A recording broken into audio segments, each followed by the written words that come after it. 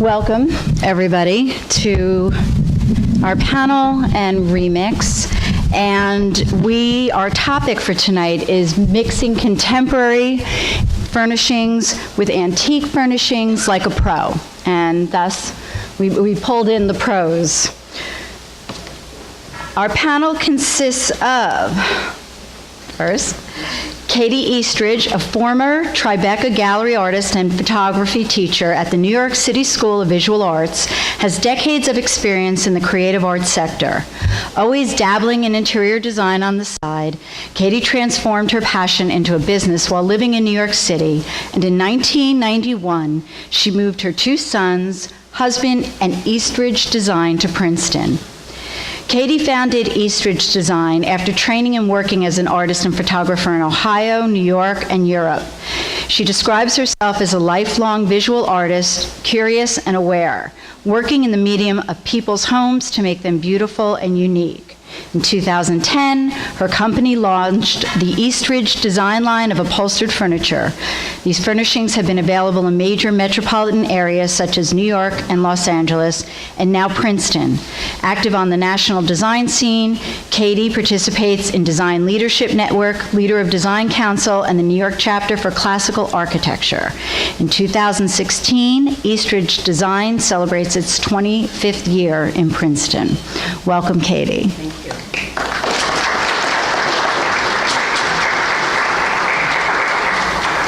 Elizabeth Pine joined Macmillan Design Group in 2009 after having worked at Sotheby's, where she was a specialist in the Old Master Paintings department.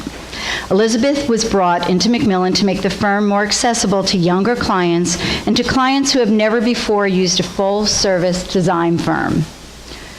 Elizabeth has worked in Chicago, Richmond, New York City, and Eastern Long Island. Her projects have been published in House and Garden, The New York Times, Traditional Home, and others. In February 2015, House Beautiful named her as one of their next wave designers.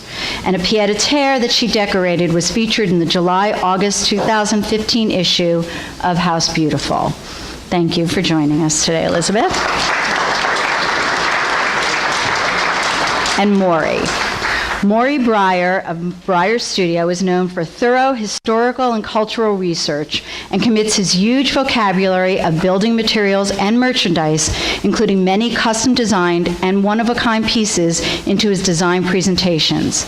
Philosophically, he likes to keep things pure and simple and is not intimidated by a historical building that has been completely overtaken by decades of different trends and bad choices.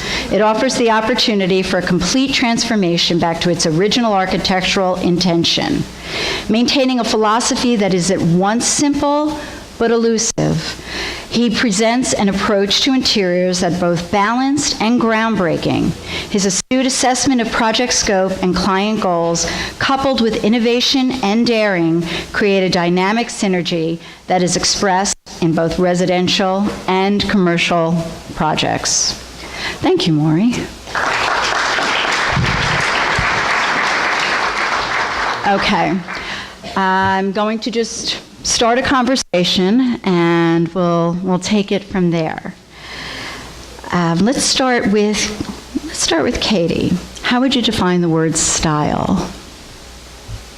It's hard not to think. Here. It's hard Here, not I'm going to take that back for just a second. Yep, you're good to go. The word style for me always connotes a beautiful movie set and glamour. And style in interior design, in my interior design, is often not glamorous and often not stylish in that way. The converse of that, humility and simplicity, are closer to my mouth. Better? Okay, thank you for the tip. People are calling for you to stand as well. Would you prefer this? Yes. Oh, no, the pressure. Hey, Kate. Open your mouth. Perhaps the word style, for me, connotes glamour, and often a beautiful movie set. And our own interior design projects could probably not be any less of that.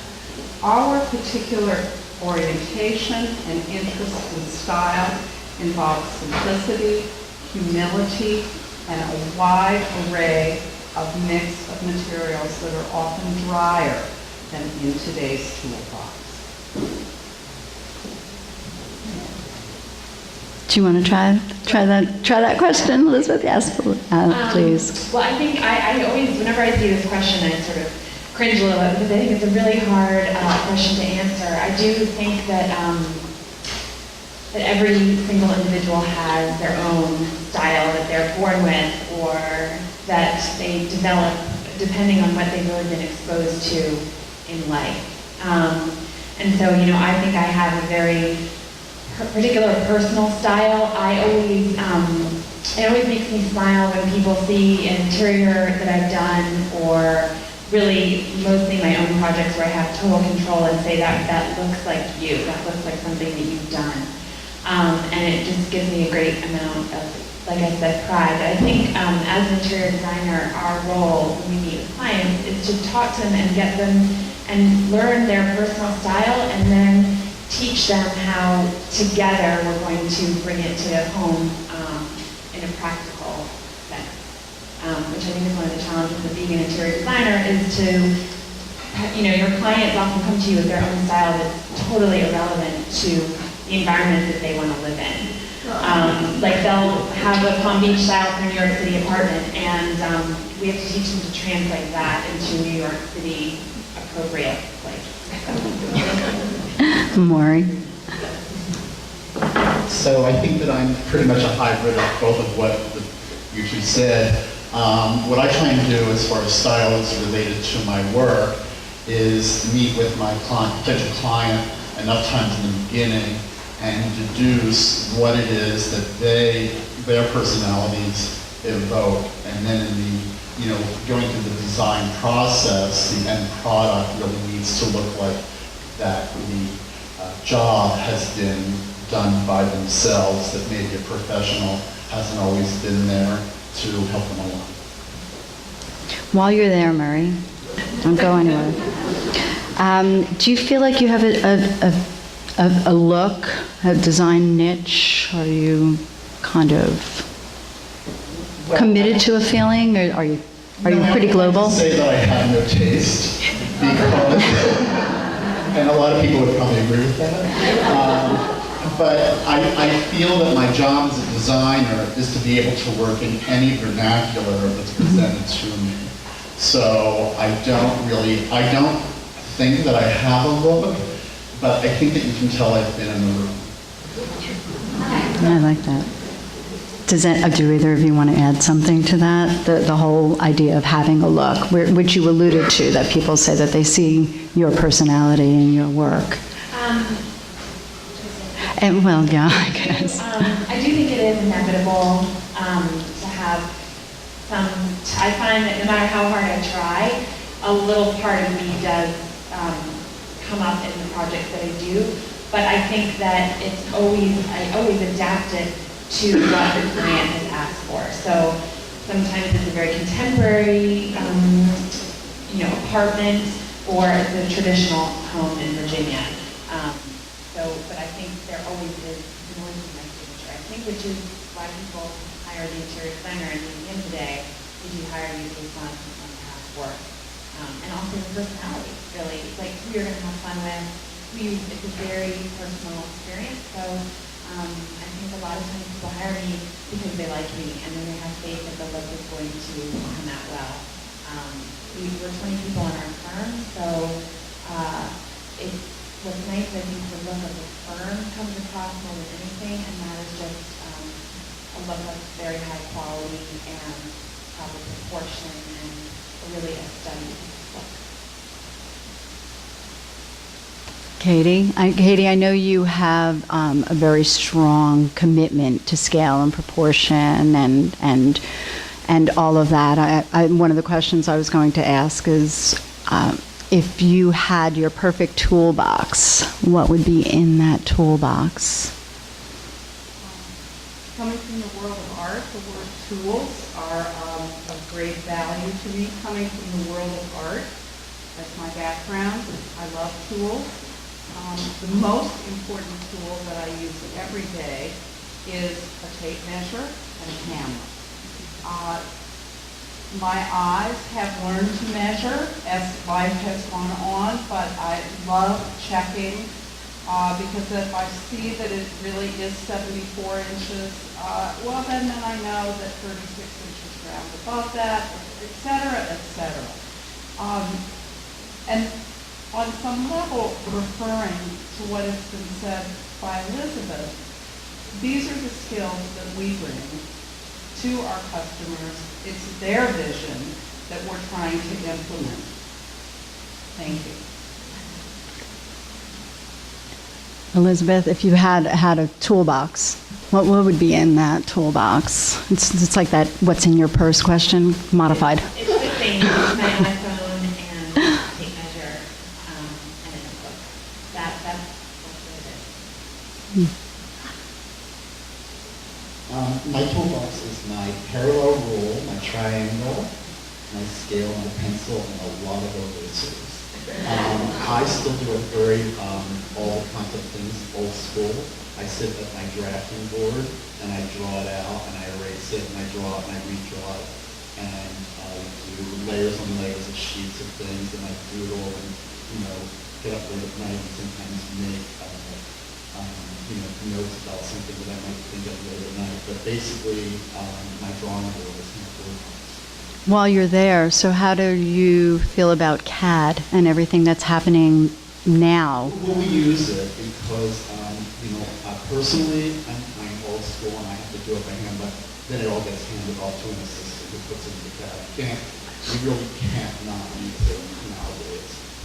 And also when we go into revisions, which inevitably we do, it's a lot faster than the old way of making CDs and using eradicated. I don't know, some of you know I didn't have that in school. It's different, but but we definitely, everything is done by CAD because there are lots of notes, because we're architecturally based, there's a lot that needs to go onto a page. So it's basically all the design work is done by hand and then handed off to the system. And for those of us who still use paper and pencil as well, CAD is the most used program for design, and it's as essential to design today as probably any tool could possibly be. If you go to a kitchen designer or any kitchen center, and all of that fun things, there's even home versions of CAD now, I believe, too. So everything that can be done architecturally and from a design standpoint happen in that software. I'm sure there's newer versions too. I'm probably a whole decade behind. It's a great tool, but when I look at a drawing, if I see a beautifully executed hand drawing, there's nothing nice like it, and CAD can't really do it with it. Yeah. Would you agree with that? I would agree, but I also would say, I think for some reason on the computer, I think it's still, I still find it difficult to get a real sense of space. I think sometimes it looks like on CAD a lot more things can get into a room than really in reality. So what we actually do, if we can, if the apartment or the house exists, is we cut out furniture to scale and we actually put big brown paper cutouts in the room and then have the clients come and walk around and see what they think. So it just is that extra level of confidence that I really value and I think clients do too. You're going to spend $20,000 on the sofa or $30,000 on the sofa and there are 3 of them in the room. I think you really want to know that that's going to work. And the only way is to really measure it out. And I think that's an excellent suggestion. I think all of us tell clients to do that. Go home and make a little mosaic obstacle course of some sort. And even so, I think today there's so much reliance on the internet, and I never buy anything without seeing it. The couple of times I've done it, I've been burned and I've had to buy it back. It's been very unpleasant experience. I never would buy a kind of sofa without at least me sitting on it and and I would prefer that they do that on it too. Katie, what's your feeling? The whiteness of the computer screen with just the object in front of it doesn't tell me enough about what it really looks like. There's something soulless about it. So I have learned that that's why we work in groups with assistants, that the most important thing is to see it in person and not be shy about it. It's not just looking at it, but it's looking at it from all directions, from all angles, turning it over, and then look at it from different vantage points, from the vantage point of standing, from the vantage point of sitting. It all looks different. And giving yourself time to make a decision for a customer, for yourself, is the most important thing that I could ever ask anyone to do. I don't know how I feel about it until I go to sleep and wake up the next morning. In that, I'm going to let you hang on to that microphone for a minute. In that, how would you relate that to the auction process and shopping at auction? Well, I have to confess, I'm a long-time auction hound, and I love attending an auction preview. It gives me the opportunity to look at multiple pieces in the same space and move them around a bit and put them together. It gives me time to go back and do a little price research to see what I feel is true value, or what I feel is worth paying. It gives me time and also the backbone of the auction house who's getting the merchandise.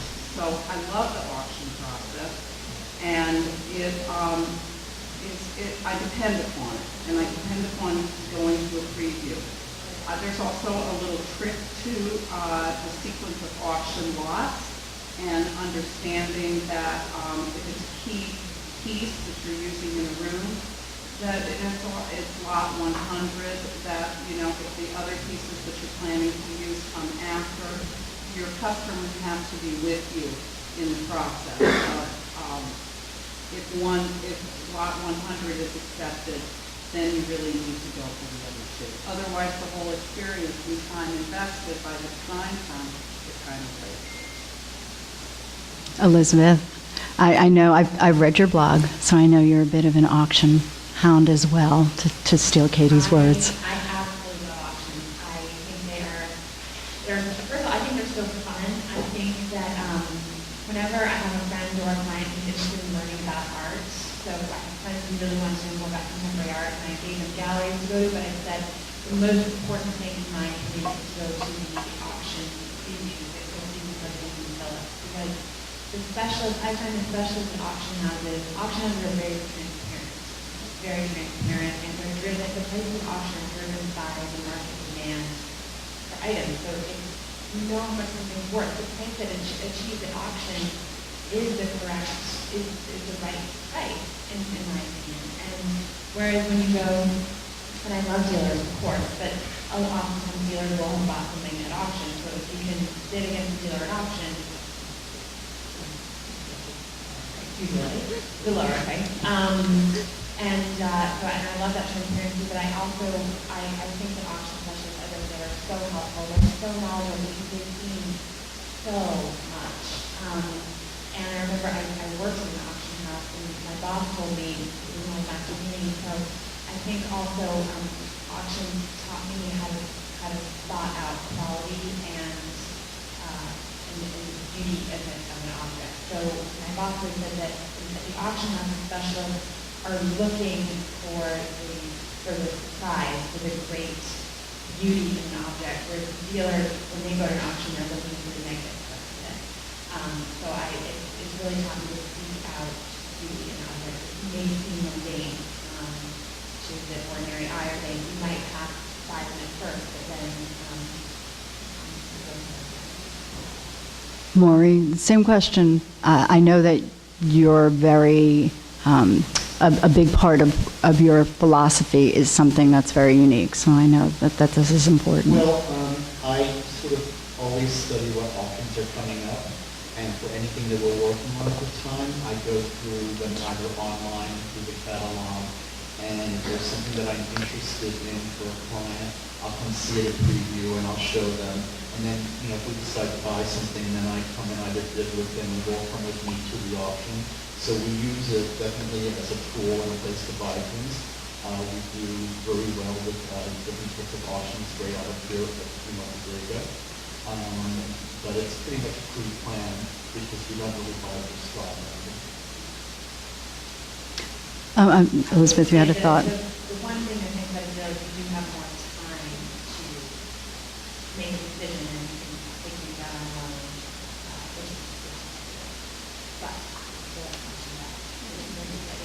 You can hang on to that microphone as we see it flying around the sofa there.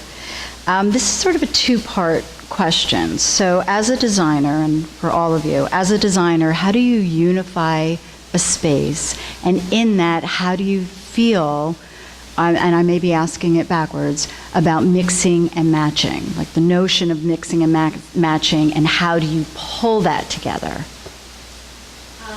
So the first way to pull anything together to guarantee acting that there's coherence is always start with an overall furniture plan.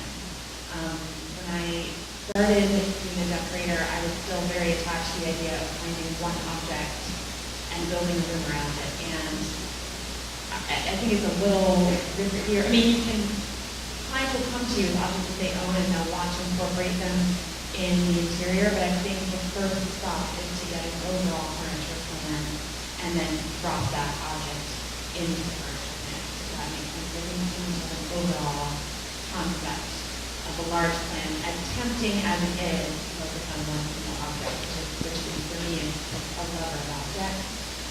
Then I think in a room where you have multiple sofas, for example, the advice that I received, and it worked very well in one couple I'm thinking of, is there are 3 big sofas, and so we use the same sofa for all 3 theaters so that it anchors the room and was coherent. And then we have the side tables and side chairs, and so that's one way, or have a large carpet.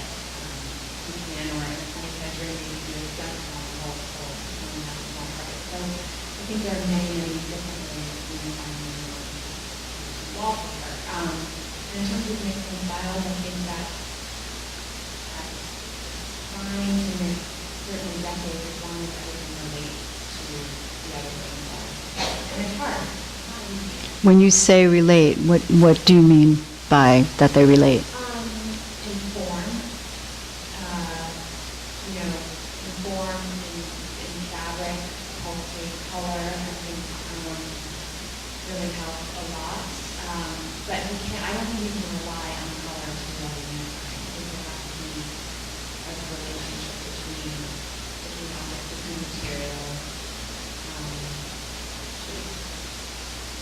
Katie, do you have a thought about that? All of that, I know that, should we go backwards? We're talking about unifying spaces, mixing and matching, and how you actually get the unification from an environment that perhaps has a mixture of decades of styles.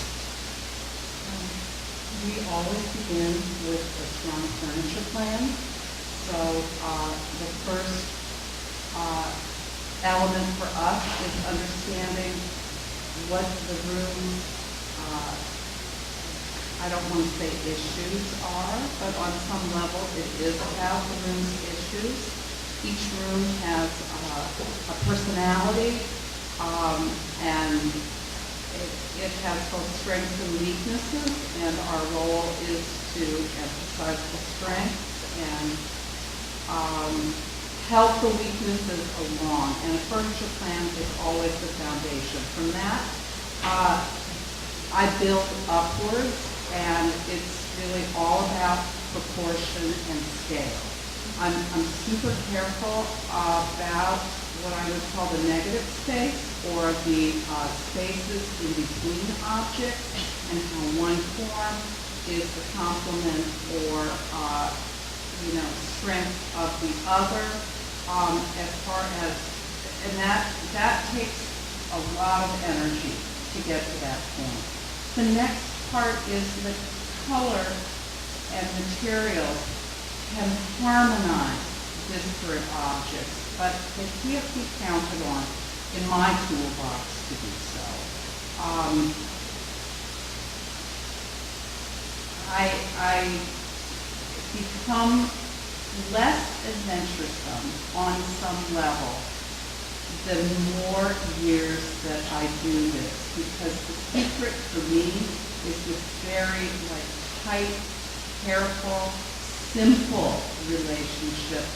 And I spend more time thinking about what can I take out, what can be removed, what is the essential element of this room, and what can I take away and still have it be incredibly strong. So it's editing backwards. And once it's like packing to go on vacation, you take everything that you love and put it all over your bed, and you wind up taking a fraction of it. But it's the same process. It's what you can take away from the space and still tell the same story without tripping into your own room, essentially. The space will get very large and full very quickly the moment that I leave.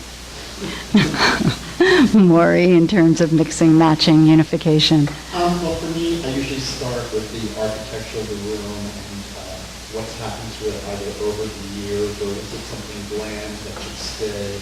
If it's very contemporary, maybe you want it to be devoid of any architectural character, maybe it needs to be enhanced, or maybe it needs to be restored.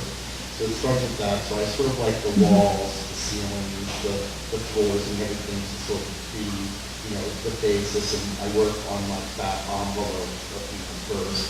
And then yes, the strength of any design is going to be the floor plan, the layout, because there's a lot to consider. But I also think that in a lot of times when I execute a floor plan on installation day, I'll throw the room around and do something completely different that I hadn't thought of before, and that will end up being the room. And the cohesiveness for me comes through color. I like a lot of texture. Sometimes I like a lot of contrasting pattern, and I like a lot of tension. I actually like things to get along with each other by opposing each other. So I think that sort of makes it successful. And there's also that maybe one or two key elements, whether it's a great sofa or great table, or sometimes somebody has a really great collection of artwork. Sometimes the artwork has to be what is said in the tone for the room. Yeah. I think the notion of this Miriam's thought for a lot of this was taking and it's an old quote, but taking a very varied, a mixed group of people and putting them in a room together for a dinner party and seeing what happens. So it's the conversation that comes out of all of these pieces. For a very long time over my desk there was a sign that read, I'd have to dig that out, if your furniture starts talking to you, the least you could do is listen. And I believe that. But anyway, getting back to design a little bit, can you tell me, Elizabeth, since you wound up, it's like musical chairs a little bit, what is your best ever find? What's the favorite thing that you have in your own personal collection, in your life, in your house, wherever it may be? Mm-hmm. So that would be this little sculpture that I have by Lynn Chadwick, who's one of my favorite sculptors. Also he's a master, but one who I could afford. He is an English sculptor who started actually working for an architect. And so his sculptures, this is one of the reasons I love them, is they're very simple. He created them by putting steel beams and in geometric shapes and then wrapping them. And so creating human figures out of very simple straight lines. And somehow he managed to portray great emotion in sculpture. And a lot of them are outside. So I'm doing an interior now with huge transformative of the whole house. It's a traditional house, but there are very few walls, so because are enormous. And so for the first time, I'm really having to focus on the outside landscape, coming into the living room, coming into all the living spaces. And so I'm finding that little sculptures it's little, but there's this larger scale one in a park in England. And so I'm just finding it so inspirational to see how you can have forms that supposed to be outside and how that works. But for me, it was the object as an using sculpture. A couple months before I found my little one, my friend's gallery in London, and I just fell in love with the sculpture that she was showing me, and she told me about him, and then I saw this little one at the fair, and the anecdote for me is very helpful when I tell my clients, I saw the sculpture and I wanted to buy it, and it is very lovely, and so I said I wanted to sleep on it, and I could not sleep that night. I was so excited. I was petrified about losing it. I woke up like early next morning and made my decision, and so I always feel kind of when they're debating something. I say that if you want it, you will know. It is very obvious to you if you want it. But if you don't have that feeling, let's wait, let's look for something else. And that's like me. So it is helpful to have that one experience collecting. To look back on it. And then I can do the same thing. It's hard not to have a love of objects and art in this industry, and desire and impulse are something that are a huge part of my life, and I think that we all share that. I tend to try to look at pieces, furnishing, and art and look for their persona. I honestly believe that they say something to me, and Elizabeth's experience is one that I've had many a time. My palms sweat. I can't stop thinking about it. I don't have young children or grandchildren, but I imagine the love affair is similar to the love that I have of people.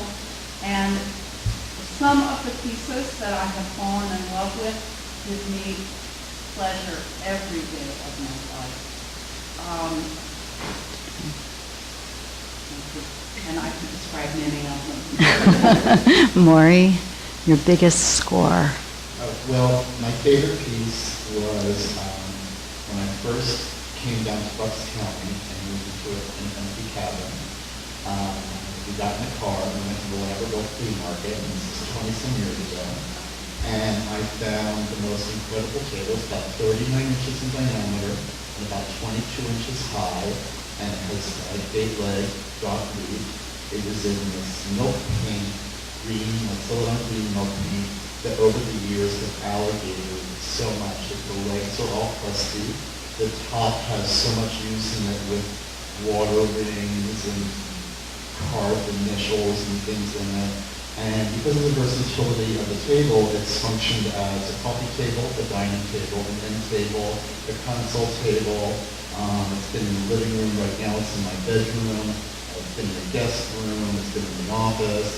And it's just the one thing that I'll never part with. And I really see everything except the art that I've collected over the years as almost being merchandise. But I won't part with this table or with everything. I like that. What is your design philosophy, since I think I speak for a lot of people here, when it comes to rental properties? How to bring that mix into a rental property? Or do you have a suggestion in terms of many people rent, many people own a space, but what would you approach, or what would your approach be with a rental property?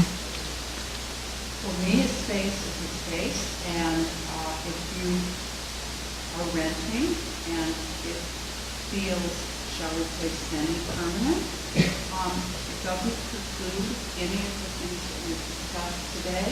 It has to be done at a level of comfort for you, at a dollar value. I think that when I go backwards, a beautiful room could be made out of any flea market, out of any thrift store.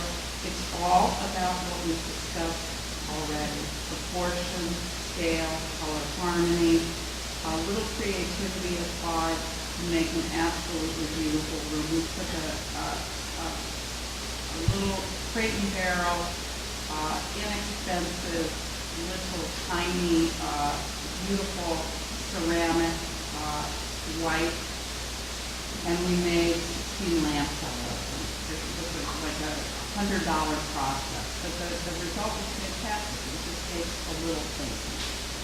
So I don't see that, it can be done at a dime, a dollar, $100, $100,000. These are numbers that could be spent on furnishing, garments. It doesn't necessarily make it all that much better. It's all about proportion and care. I agree with everything that you said, and I do think that you can invest rental property. I think you can still invest in anything that you do live here. So, that's just what I would say. I decorated rental properties with very little money, and I decorated them for a lot of money, and with a lot of money, we bought really nice things that have value. We do not spend a lot of money on window treatment in either of the rental properties. We really did woven wood. Because unfortunately, I really need curtains or any upholstery or fit a specific window. Usually not able to recycle. That kind of said, the curtains in my parents' apartment, they've had been in 2 different apartments since 1984. So it can be done. It was also making me laugh because my fiance and I, a few months ago, were deciding where to live and we should move back to my apartment to own or rent a new apartment. And I said to him, "You do not understand how hard it will be for me to rent. I won't be able to put curtains in the window. You can't do this to me." So I do like window treatment, and so that was definitely a problem. I think when you're doing a rental apartment, if you're doing a window treatment and somebody wants fabric on it, then you choose a treatment where you're basically installing yardage.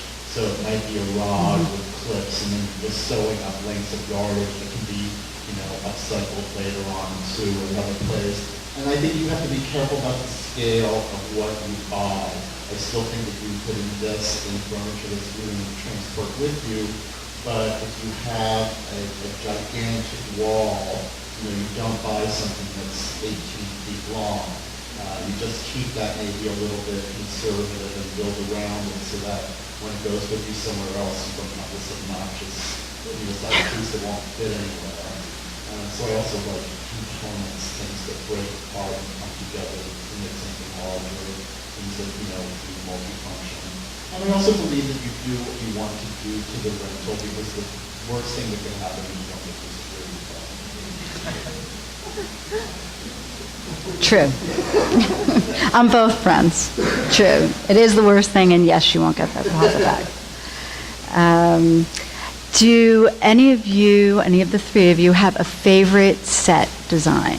If you could live on screen or create something on screen for a movie, for a television show, for something, what would it be?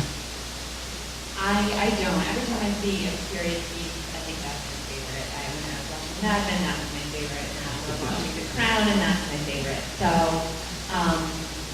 I don't, but what I do appreciate, I love, I think it's just amazing how all of a sudden I think we're going to see more, hopefully much more movies come back because of The Crown. I think it is amazing how much television does influence people's taste.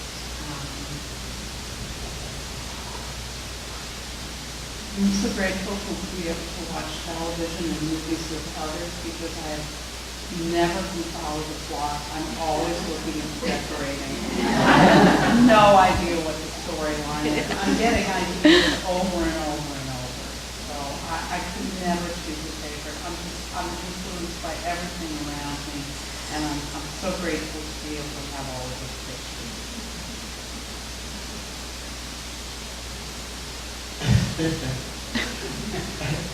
Well, my husband's not here, so I can say that probably would be the tallest. that. But actually, I think that it's hard because there's so many, but actually, I like Captain Nemo's or something that Yeah, that's a good one. That is a good one. In that, do you have it kind of to go in a slightly different direction? Do you have a favorite color combination when you talk about? I know there was a lot of conversation about how influenced we are by seeing sets, by seeing things, by seeing an object. Elizabeth, you talked about how important it was, and as did you, Katie, actually, to get to museums and see things. What inspires you, and what color combinations come out of that inspiration? Oh no, now we're throwing away the microphone. I recently saw a beautiful still life by Morandy that was a shift of grays to lavender to yellow, very, very subtle. And I thought, oh my God, what a beautiful masturbation. So I think that for me, a mid-tone value shifted to cool and then shifted to warm is completely exciting.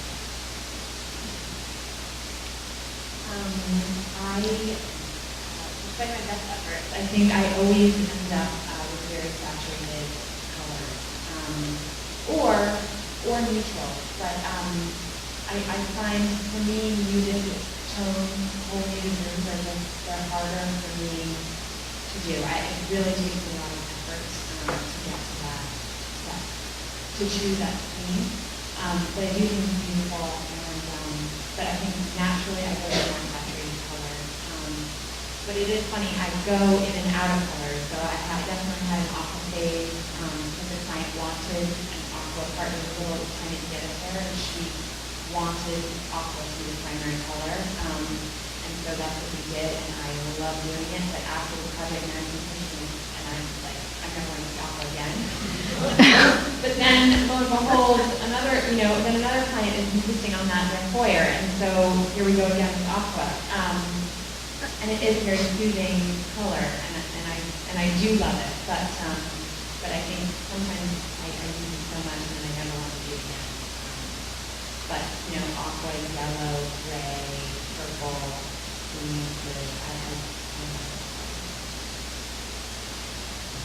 I like white. Me too. Me too. I go in and out of phases with colors also. I try to avoid things that might be a trend, especially if I think that trend is not going to last. I think that certain rooms need to have a certain longevity, and the art pieces that you put into them, if they're great quality, if it should be, then sometimes all you really need to do is repaint the room and everything will look fresh. So I do like paint. But I'm often inspired by a color that I see or thing. I was just recently in Columbus, Ohio, and saw an exhibit at Isabel and Ruben Toledo's combined work. And Ruben's work has always been fascinating to me. But I was looking at these watercolors he did. And, what I try and do with colors, like what he was, I was just coming in on, oh, that pink he found. How did he achieve that? Because that color doesn't really even exist in nature. But he just sort of worked so hard to come up with that color, and then how he puts the colors together, and I think that's going to be might be my new inspiration going forward for Elizabeth, what do you see on the design horizon? What is your best advice in terms of designing space? I don't know spot a trend. I think Part of the answer. that is a risky business because, like you were saying, different trends come and go. I think my advice is to start with the hard, boring, what seems to be boring work, but it's so important to get the architecture of the room right. And my advice is to really think about how you live and what you want in the space.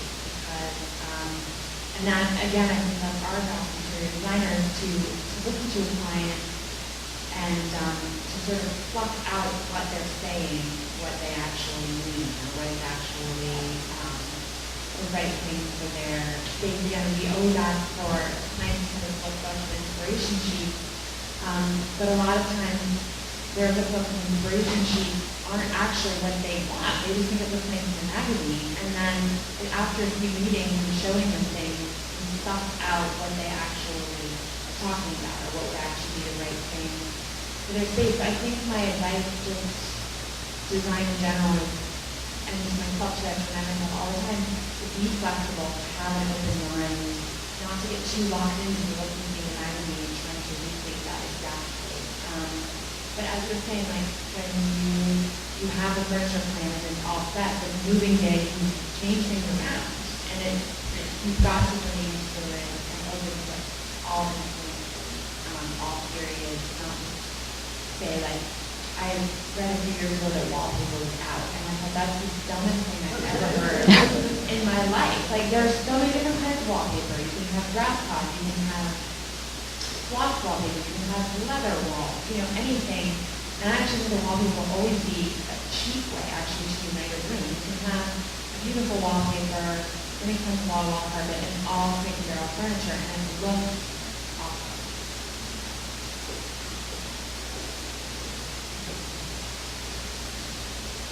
Trends are short-lived, furniture is expensive, and the two don't necessarily go that well together. There's absolutely nothing wrong with making decisions and letting them be. I go back to customers' houses, and nothing has changed in decades. Everything that we finished is exactly there. The gift that I gave them of a certain color flower has magically never died. It's still on the dining table. There are other flowers that could have been used, but it just stays there. And the longer I think about that, the happier it actually makes me that everything can just stay. And that is for customers. My own personal idea of a fabulous weekend is moving all the furniture around. That's true. Maureen, do you have any thoughts on that subject? I'm not really sure what to say what's happening in the future. I think the reason that we're discussing this evening is really what it is about. It's really collecting things from all different periods, of all different styles, and letting them, mesh together. I think it's really important. I tell clients, if you have a limited budget, let's buy a core, and then let's create a wish list for what you would add in, something you buy yourselves for, a holiday present, birthday present, or just every 6 months invest in something, so that if you buy things of better quality, they never will go out of style, and they'll never get tired of them, and they will always last. And then I'm also hoping that one day somebody wants to sell them. That would be great. Oh, I just wanted to add, the founder of our firm, in 1924, her motto was, if you do it right the first time, you never have to do it again. Very true. Well, I thank you. I'd like to open the floor to any questions. Anybody? There you go. Sure. How often have you ever designed custom furniture when you can't find the right piece?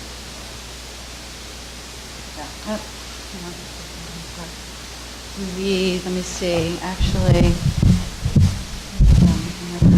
dislodge the technical change up. We love designing custom furniture, and each project of a certain scale or scope, we try to squeeze 1 or 2 pieces in just for the enjoyment of doing them. And we actually built a furniture line that is marketed from just looking at all of our custom furniture on a look board and realizing that it talked to one another. So it's a very enjoyable part of the process. Same with Katie. We do it all the time. We don't have our own line. Maybe we will, but I'd like to keep the real furniture designing from scratch to furniture designers who go to school and really know what they're doing and have practiced it for 30 years. But modifications we love doing. It's one of our favorite things to do. But the one thing I would say is I always do defer to the maker. So when I say we'd like to make this sofa 36 inches deep as opposed to 40 inches deep, I always say, but will this maintain the design of the sofa? Will it still be comfortable? Because I never want to change what was meant to be, really. And if they say, no, it will really ruin the integrity of the sofa, then I'll look for another sofa. I try and design something unique, at least one piece unique for every job. So nowadays, with a lot of people shopping, a lot of people doing it yourself, there's a lot of, you can go into many places and see the same thing popping up, or because there's access, or there are a lot of us working and there are more clients, you can see things from collections. Of course, they don't always look the same because they might be fabricated or finished differently. But if we do, I always can do my own tables. We like to design our own rugs. We avoid upholstery because we're not upholsterers, so we don't really know everything, but we will go into the upholsterer and say, I like this, but can you do this to it? But if I can make something unique, also we design all of our own wall coverings, so that way we give somebody at least one unique thing within the project.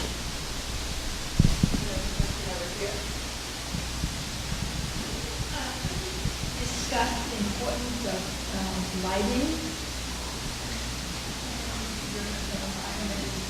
Let's say an 18th century home. And Wow, lighting is the most important part of a room, and it's also the most difficult. I think it's very difficult. I think our firm, one of our strengths is certainly decorative lighting. So anything that, in other words, anything you can take out of the apartment or out of the house, sconces and chandeliers and lamps and everything. We always consult outside people when it comes to down lighting and art lighting. It's interesting you asked, especially, so in an 18th century home, specifically, I would maybe do it in the kitchen, but I would try not to put recessed lighting because that's not what an 18th century home should have. So I believe in trying to stick to the original intent of the house. I think that's very important. And I don't think you need to have recessed lighting to really light a room very well. I didn't grow up with recessed lighting in any one of the houses I grew up in, and I always felt like they were very, very well lit at night. But again, when I don't know something, we always ask specialists to help us.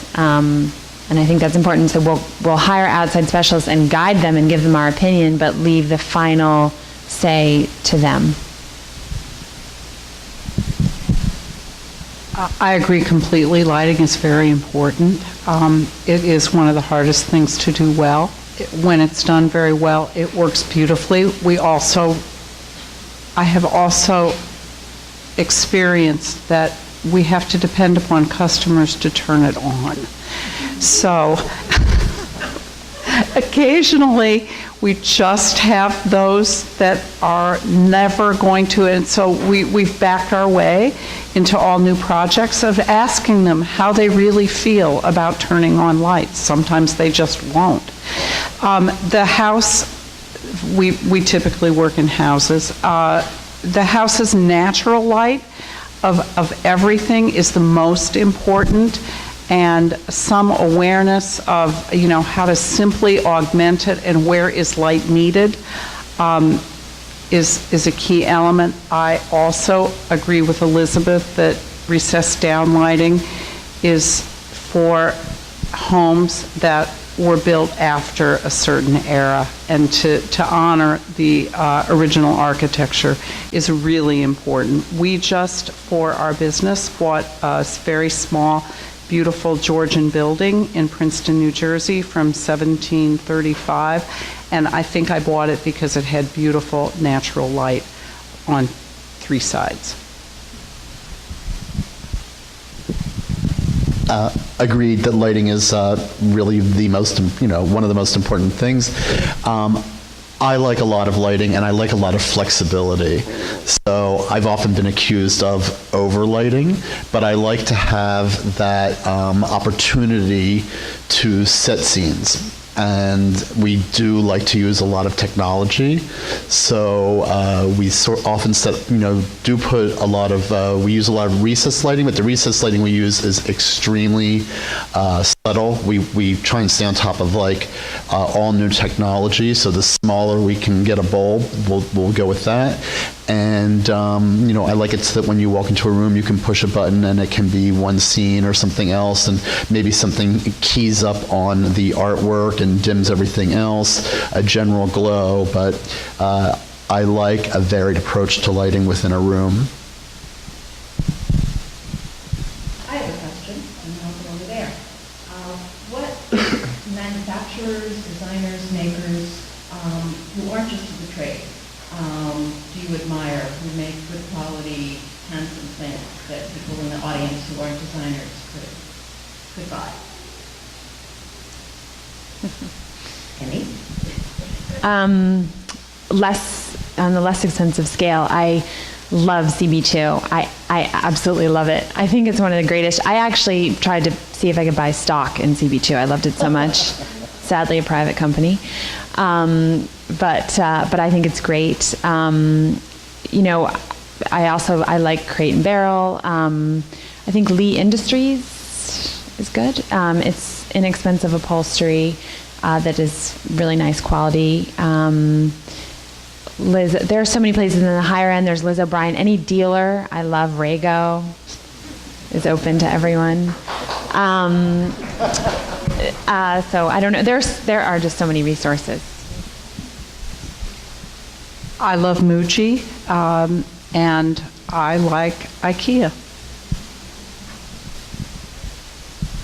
So my background is with my first job was with the original Conrads. I worked for Terrence Conrad when they first came to New York in the Citicorp Center. So that was my store. So my background is really do-it-yourself, takeaway in the taxi cab.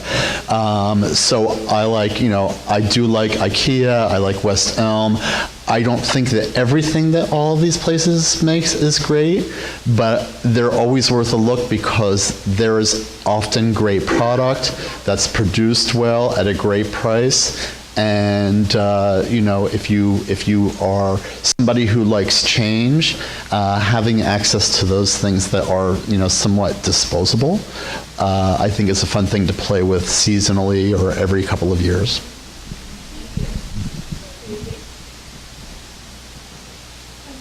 I wonder if you could talk a little bit about the collaborations that you might have with local artisans and craftspeople and decorative painters, or do you? Do you collaborate with them often or not so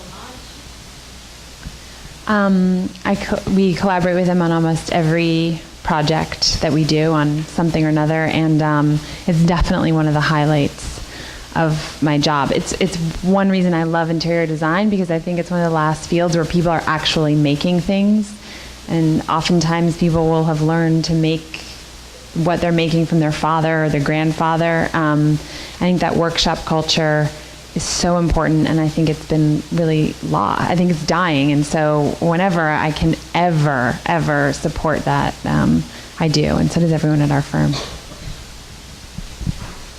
I often say that interior designers are sort of part of an upstairs, downstairs culture, in that our customers are often well-heeled, our suppliers and the people that we depend upon are making things at often for not a wage that we're proud of, but I call it the trickle-down theory. We're keeping guilds and crafts alive. We're keeping alive lampshade makers.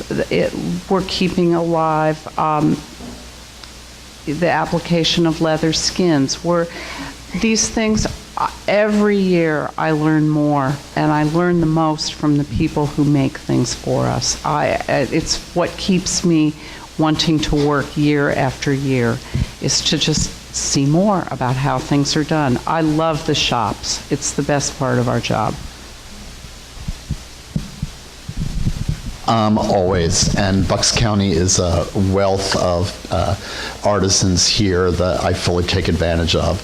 And once again, so if I can have the two women who make all of my wallpaper, why would I buy something else, make something unique? And they have a great studio. My woodworkers here, I have the most amazing decorative painter ever. And we always work on a collaborative basis. I may have a concept of what I want something to be or how I want it to look or a pattern, and then I sit down and I want their input on everything that we do, because they do it, I don't. And so all of our jobs, when we work with all of our artisans, are a give and take and a group process. That's not, we don't work as like I don't work as like an autocrat. So I really defer to the people who do it, and they bring a lot to my projects. Thank you, that was so interesting. I think we have time for one or two more questions, if there are one or two more questions. Anybody else? All right, yeah.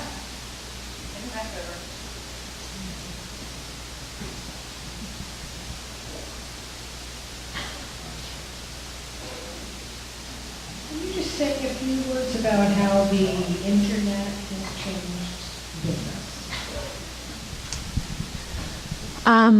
Well, I started the business when the internet was in full swing. I mean, well, obviously, it's been in full swing for a while, but I mean, First Dibs started before I started being an interior designer. So I think it's what I came into, and I think it's great for sourcing things, for sure. I mean, it's amazing if I'm looking for, a set of 4 sconces, for example. I can plug into First Dibs 4 sconces, and every dealer that has 4 sconces available will pop up.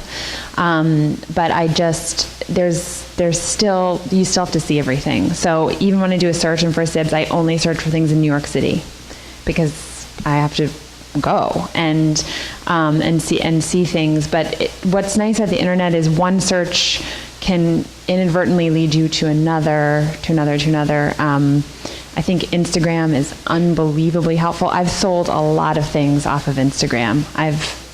A dealer posted 8 chairs on Instagram, so I went to see the chairs. We didn't buy the chairs, but we saw a painting instead in his shop that we ended up buying. So I think that's pretty amazing, the access that the internet gives. I think it is also a major time waster for us, because now our clients search for things and they send us things, and then we have to explain to the client why it doesn't work, which takes hours. It's very, very annoying. Like, oh, I love this console. I love it too, but you can only have a 36-inch console and this is 72. So it's like all that stuff is a pain.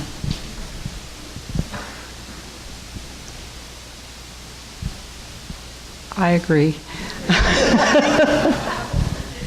The internet it's a little seductive, and it's a little too much information, and I've worked in the world before and the world after.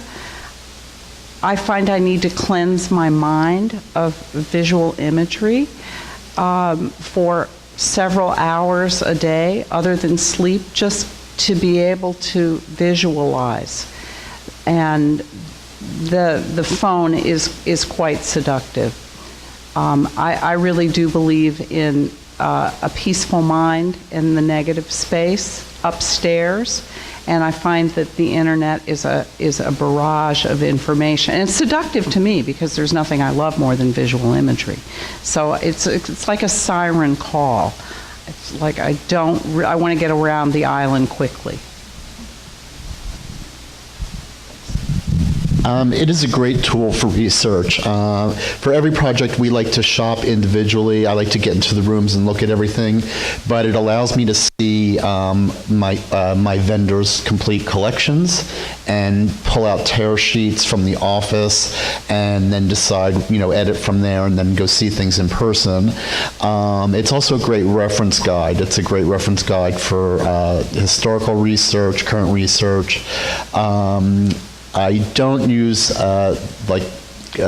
some of the services that sell sinks and plumbing, and clients often want you to buy something from those because they think it's a better deal than what we can, but the problem is that when you have a problem, you can't fix it.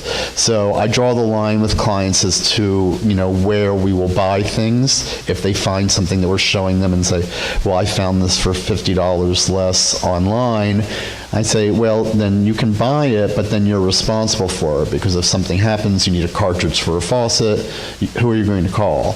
So we're this way, they can, we can call our vendor, because we sort of do a lot of caretaking throughout the life of our customers and service everything throughout the years. So it has its positives and its negatives. But I think it's also allowed me to find things across the country without having to get on a plane and go to LA or go to Paris or something like that. So it's a completely useful tool, especially First Dibs. Anybody else? Does anybody else have anything to add or to ask? Now, I think that we all agree as a design community in that always go and look at it. And that's really, whether it's a preview or it's a shop, the fact that the internet is such an incredible tool. Touch it, feel it, try it on. It's no different than clothing. You really need to, Elizabeth talked a lot about the portion as did all of you, that you really need to get a sense of what that's going to feel like, not only with space, but against your body. I'm a very fabric, texture-oriented person, and I have a tendency to touch everything, whether I'm supposed to or not. So that's why a gallery like this, an auction house is great for me, because that whole laser thing that happens at museums and whatnot does not bode well. I've been stopped. Do any of you have anything else that you'd like to add? Something perhaps that we haven't touched on? No? We covered it all. Well, I always like to tell people that what I do is I like to give you a core basis and do everything, but I'm not big on all of the little accessory pieces and all of your art. I like to be able to give somebody their room, the architecture, the main pieces you need for living, and then I like people to go out and get all of their own things and select them out to put their own personality back onto the space. Well, I want to thank our panelists. Thank you very much, Elizabeth, Katie, Maureen.